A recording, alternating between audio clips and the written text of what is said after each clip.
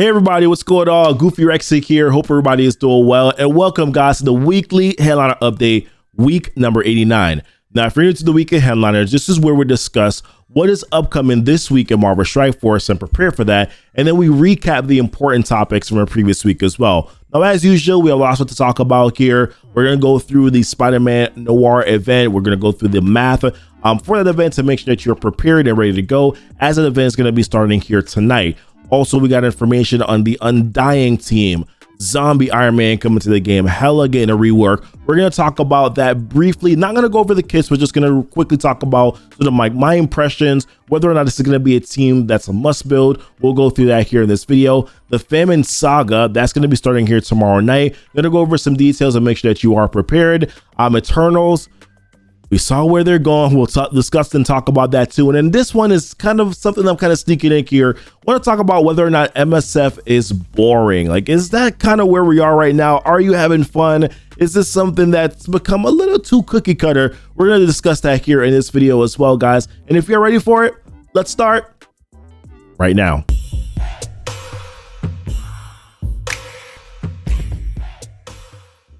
All right, guys, welcome back. Like I said, a lot of stuff to cover here on the weekly headliner update. Want to first dive into the Spider-Man Noir event, which is a Future Shock event. So this event for Spider-Man Noir is going to be called a Night of Spider. This is going to be going live here tonight. For this event here, there's going to be 4 milestones in total. Yeah, I know it's a lot of milestones. I get it. I'm not a huge fan of these multiple milestones here. But the main milestone is going to be called the Night of Spider milestone. This was going to be pretty important. It's a 7-day milestone here. And the way that you get points is that you collect evidence items, which will be talked about here in the clues and evidence section down below. You get points also by battling in war. You get points for spending campaign energy. And then, of course, you also get additional points with those other milestones that we're going to talk about. There's a Spider Shadow milestone, there is a Hard Boiled milestone, and then there's also a Trail of Webs milestone as well. As you can see here, these are the points: 3,000 points for collecting evidence. If you battle in war, you get 300 points here. If you spend campaign energy, you get 4 points for that. And what we really care about, right, is getting to milestone 33, which is going to give you the futuristic mask. The futuristic mask is going to give you boosted points towards your Future Shock event, so you definitely want to be able to get there. You're also going to get some additional Spider genes as well.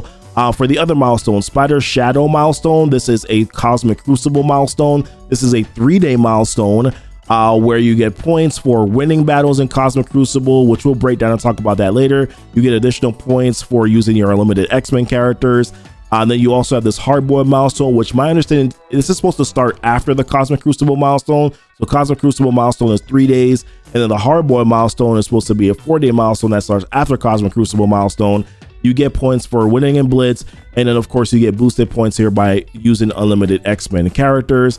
And then you have this Trails of Web milestone, which is a web milestone where when you do your raid battles, you get points for that, and all of these points feed right towards the Night of Spider milestone that's there. And then down below, this is pretty interesting. They're doing this clues and evidence. Remember they talked about collecting evidence is also that you get points towards that main milestone. Follow in Spider-Man Noir's footsteps and put on the detective hat for a week. Each day you'll receive a clue in your inbox as to where a new piece of evidence has been placed in the game. Collect each piece of evidence for the Night of Spider progress.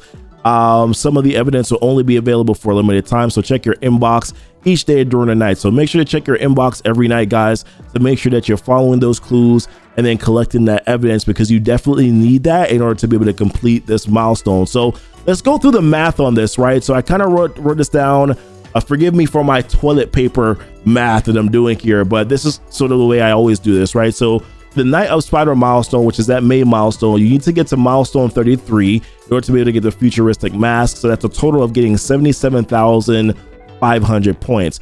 If actually you only want to get the 100 shards for Spider-Man Noir, or not if, but you can also get 100 shards of Spider-Man Noir, or get the unlock for Spider-Man Noir, I should say, by only getting to milestone 31.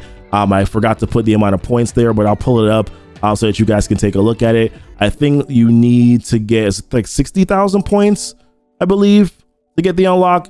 Yeah, 64,500 points is what you would need just to get the unlock for Spider-Man Noir.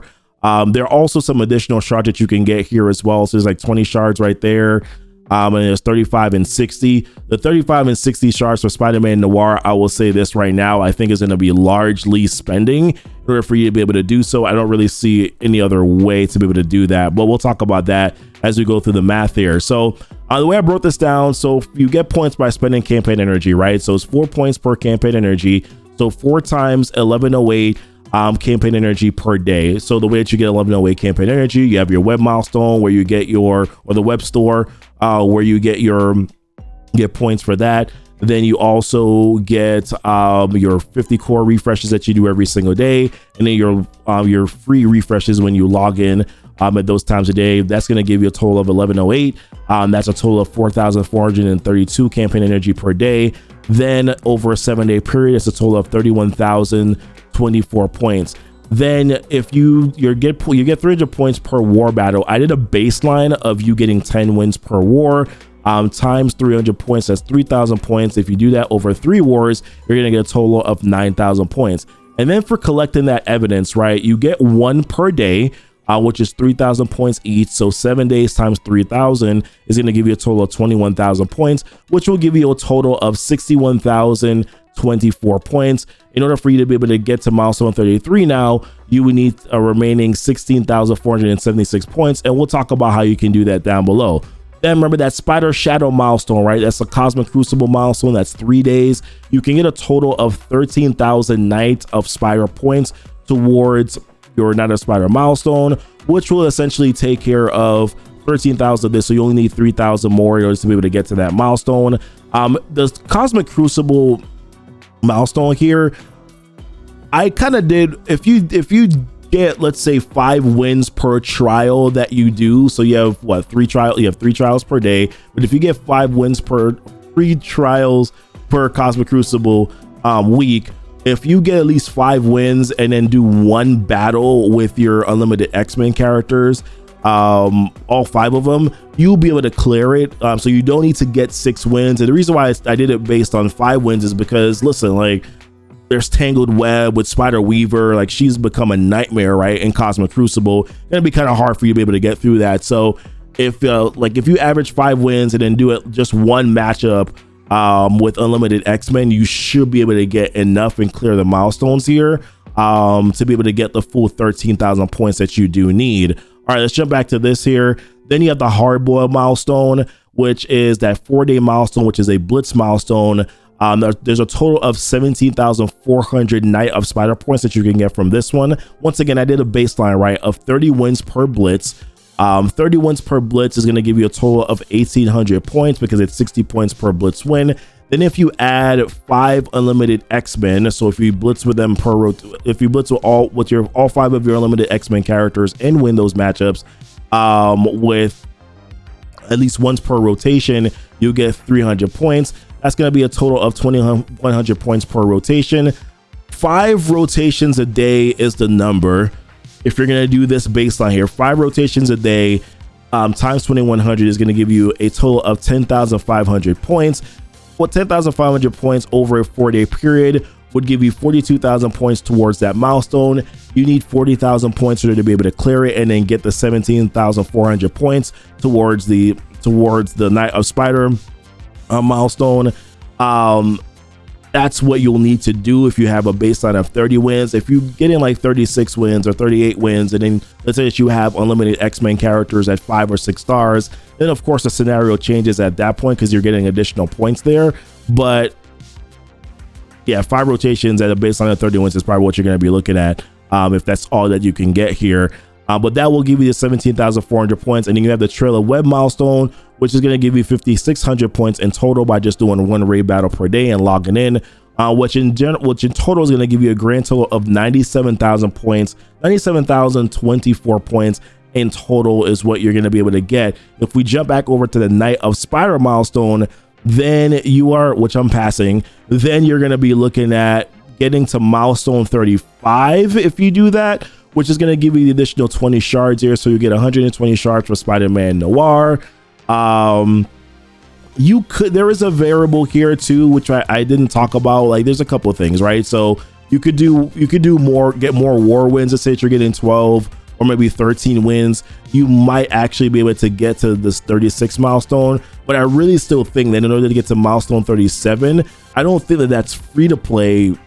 I think you still have to spend money in order to be able to get the 35 shards. In total, there's like 215 shards of Spider-Man Noir here, but I really see that most players are probably going to end up only getting like 120 shards for Spider-Man Noir if they're going the free-to-play version. So that's the math on this, guys.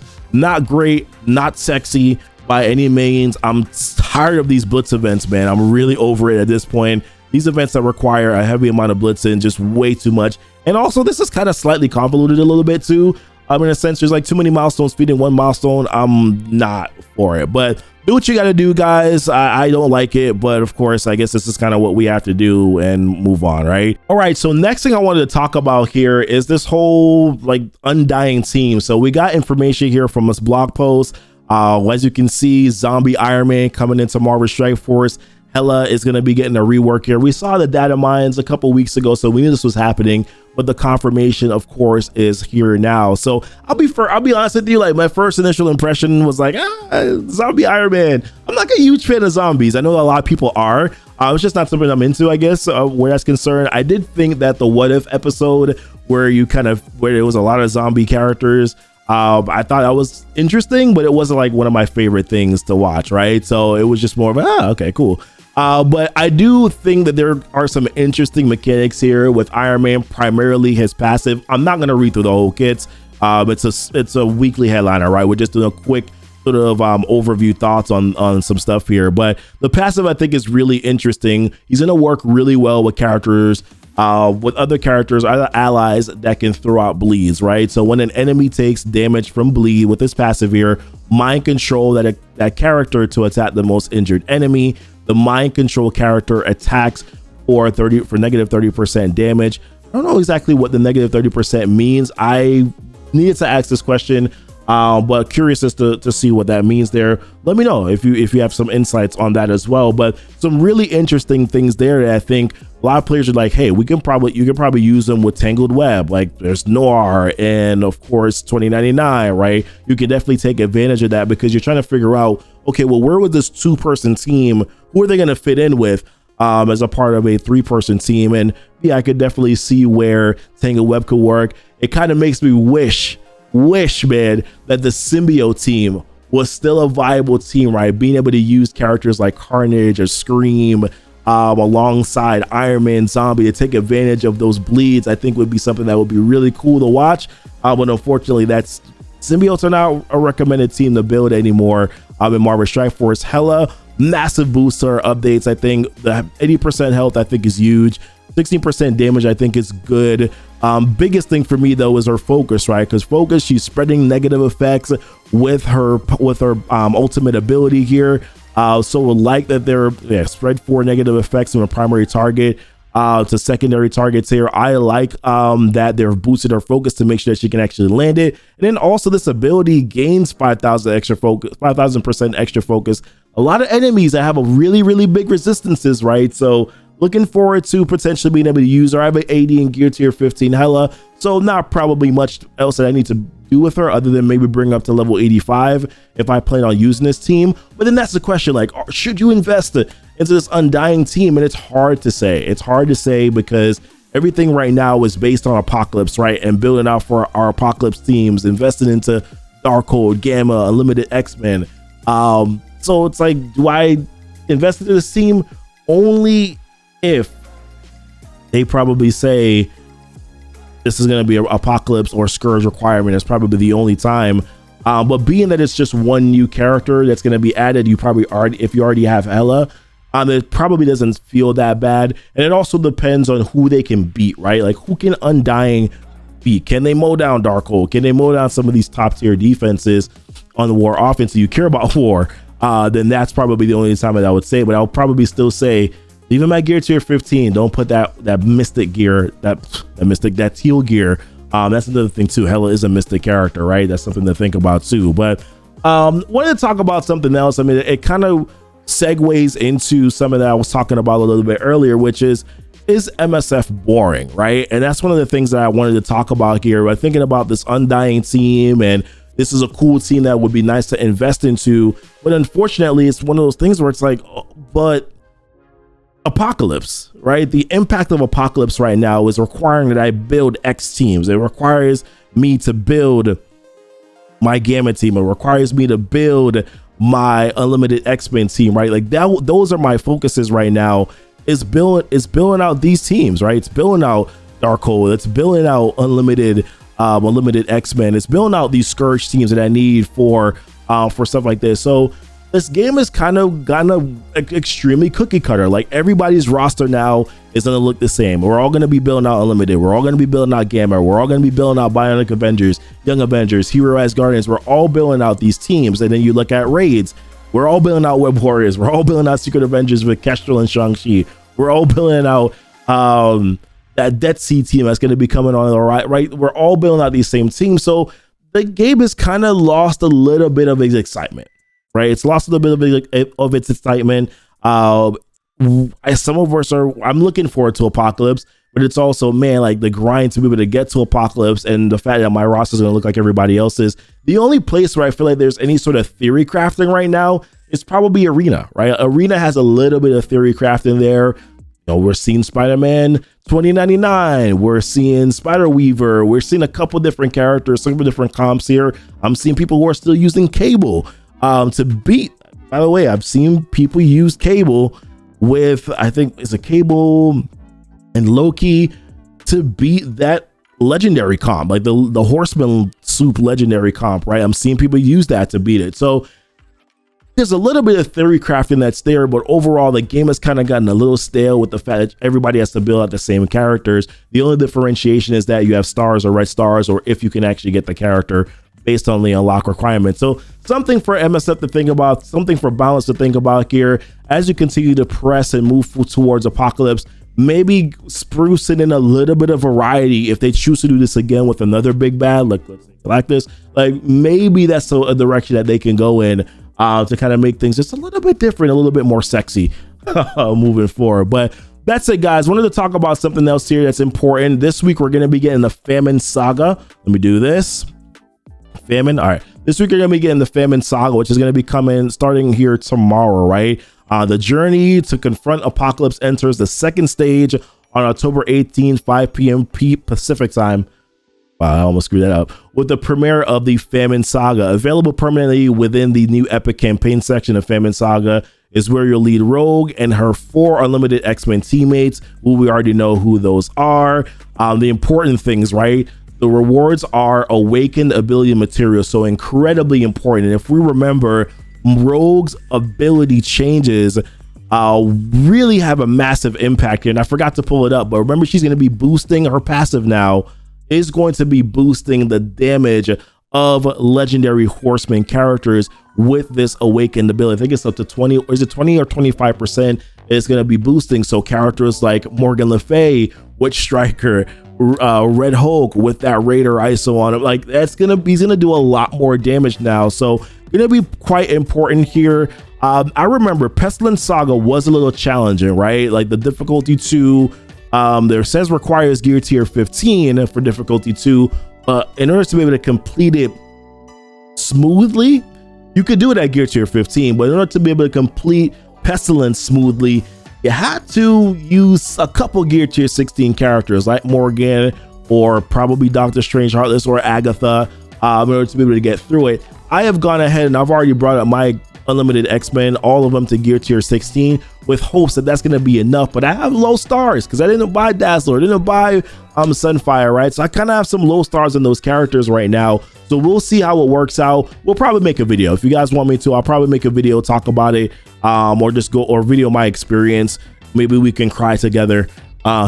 We can go from there. But prepare yourselves here for Famine Saga. Also, dope costume as well. I think of all the costumes, I really like Rogue's costume. But another thing I wanted to talk about here is the new milestone orb, 3 orb, but then also what's going on right now, or what's going to be happening with two characters, the Eternals, right? So first and foremost, milestone 3 orb will soon be updating a recurring milestone with the new milestone 3 orb.